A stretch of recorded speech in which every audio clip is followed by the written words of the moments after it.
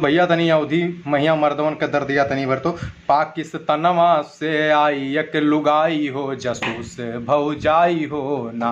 पाकिस्तानवा से आई एक लुगाई हो जासूस भौजाई हो ना।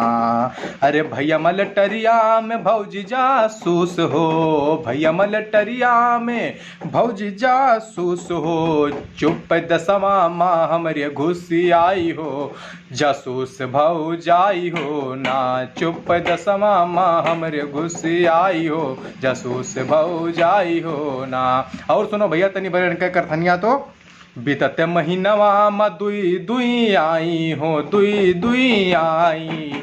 एक एसडीएम एक जासूस भौजाई, जासूस भौजाई।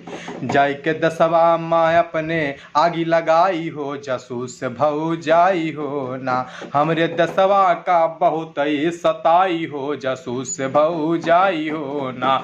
हम पाकिस्तानवा से आई एक लुगाई हो जासूस भौजाई हो ना। 14 उमरिया में बनी गई माई हो, बनी गई माई। 4 सलिया में 4 चर खिलाई हो, 4 चर खिलाई। हमरे दसवा में आगी लगाई हो अपने सचिन बाऊ का लइके डूबी जाई हो जासूस भौजाई हो ना।